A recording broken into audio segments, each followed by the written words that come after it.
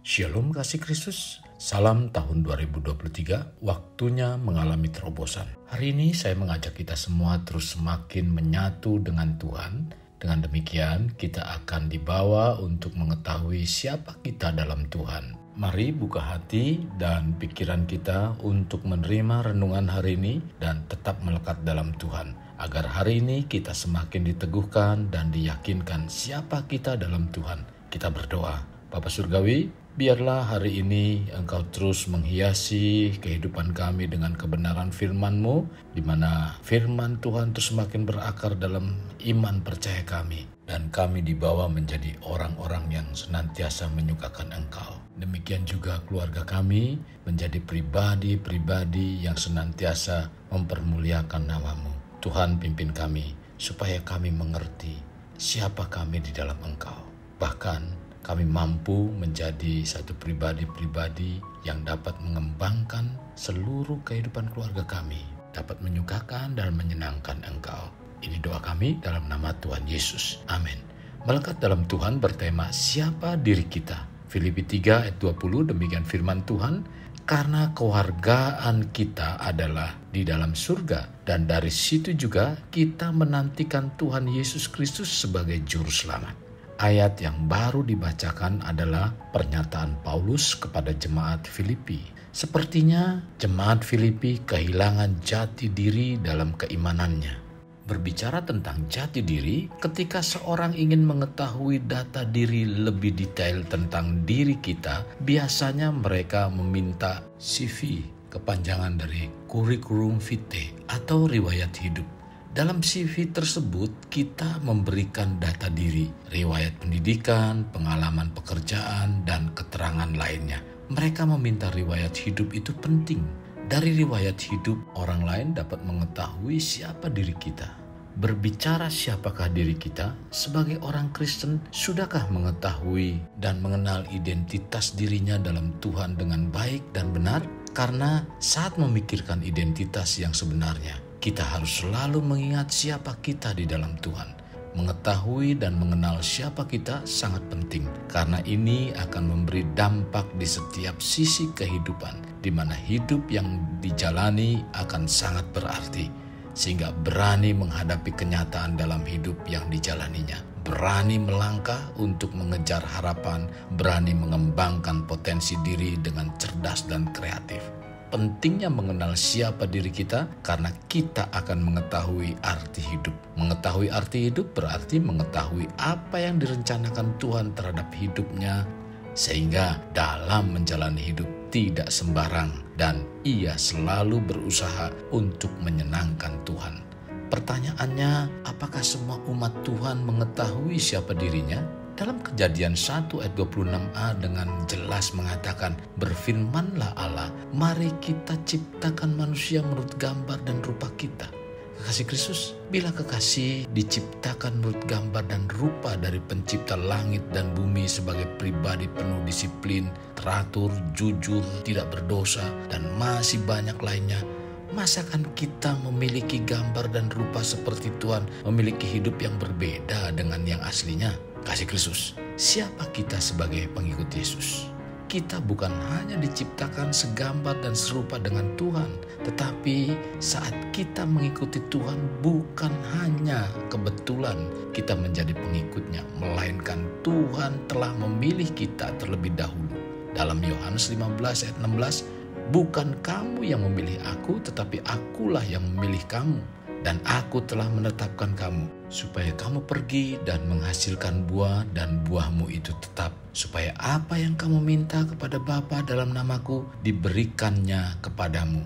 Jadi, kalau kita menanyakan siapa kita dalam mengiring Tuhan bukan karena orang tua, teman, atau lingkungan, melainkan karena anugerah Tuhan yang sudah memilih kita. Dari sekian miliar manusia yang ada di dunia dan kita telah dipilih, bukankah anugerah? Kita menerima anugerah karena kita dijadikan sebagai milik Tuhan yang dibayar dengan darahnya. 1 Korintus 6 ayat 20, sebab kamu telah dibeli dan harganya telah lunas dibayar. Karena itu muliakanlah Allah dengan tubuhmu. Dengan ditebus dan dibayar lunas berarti kita menerima keselamatan. Sebelum menerima keselamatan, kita adalah budak atau hamba dosa. Hamba dosa artinya tidak tinggal dalam rumah Bapa. Yang tinggal dalam rumah Bapa adalah anak, tercatat dalam Yohanes 8 ayat 34. Bersyukur pada Yesus yang sudah menebus kita dengan menanggung dosa-dosa kita dan mati di kayu salib sebagai pengganti kita. Dalam pertukaran yang dahsyat ini, kita menerima pengampunan penuh dan kebenaran Kristus menjadi kebenaran kita. Jadi siapa kita? Kita adalah milik Tuhan, di mana Tuhan bertanggung jawab penuh atas miliknya. Pengertian bertanggung jawab ialah Tuhan akan menjaga, Tuhan akan melindungi, Tuhan akan menolong, peduli, dan sebagainya. Benarkah Tuhan akan memperlakukan saya seperti itu? Sementara saya ini manusia hina. Tuhan telah melihat jauh ke depan dan Ia telah mengetahui apa yang akan terjadi di kemudian hari. Bila saudara tidak berharga, Tuhan Yesus tidak akan mau mati untuk saudara dan kita semua. Ingat siapa kita.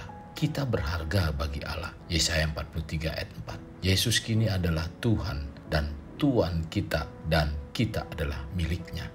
Masih belum yakinkah siapa kita dalam Yesus? Memang sebelumnya kita adalah musuh Allah. Roma 5 ayat 10, Kolose 1 ayat 21. Tetapi sekarang dalam Yesus Kristus kita dijadikan sebagai anaknya. Dalam Yohanes 1 ayat 12 mengatakan, tetapi semua orang yang menerimanya diberinya kuasa supaya menjadi anak-anak Allah, yaitu mereka yang percaya dalam namanya.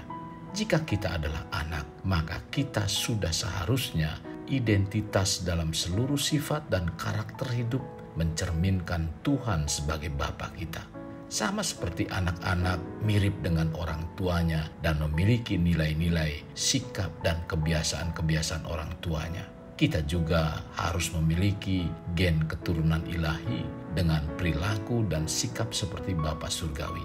Jadi, bila kita menerima Yesus Kristus sebagai Tuhan dan Juru Selamat, disebut sebagai anak Allah dengan menerima kebebasan dari kutuk dosa. Sehingga hubungan dengan Bapa di surga dibaharui, juga memperoleh pemeliharaan dan perlindungan Tuhan. Bahkan kita dijadikan oleh Allah ahli waris. Tercatat dalam Galatia 4 ayat 7. Kekasih Kristus, tidakkah kita bangga dengan identitas yang Tuhan berikan pada diri kita? Ingat, kita adalah ciptaan Allah yang diciptakan menurut gambar dan rupa Allah. Kita diangkat menjadi anak Allah sebagai kehormatan dan menerima hak istimewa yang memberikan kehidupan yang terjamin sehingga ada pemeliharaan, perlindungan, bahkan menjadi ahli waris. Tidakkah kita bangga akan siapa kita? Itulah sebabnya pikiran, perkataan, dan perilaku kita harus selaras dengan siapa diri kita sebagaimana Alkitab katakan. Kekasih Kristus, mari kita alami terobosan hidup. Untuk mengalaminya, mulailah dengan mengenal prinsip-prinsip kerajaan Allah serta menjadi warga kerajaan. Kita berdoa. Bapa Surgawi, terima kasih buat hari ini. Firman Tuhan mengajarkan kepada kami agar kami senantiasa terus tertanam di dalam Engkau, mengenal akan kebenaran firman-Mu.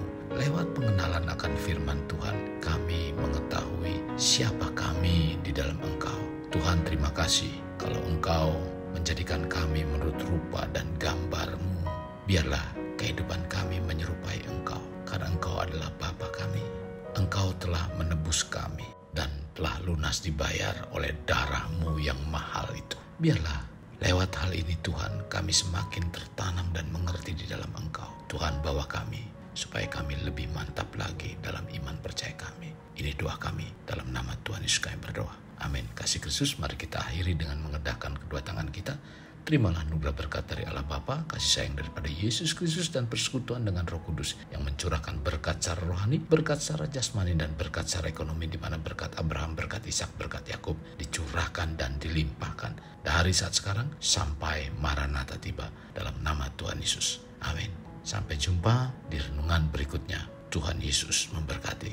Jangan lupa like, share, dan subscribe.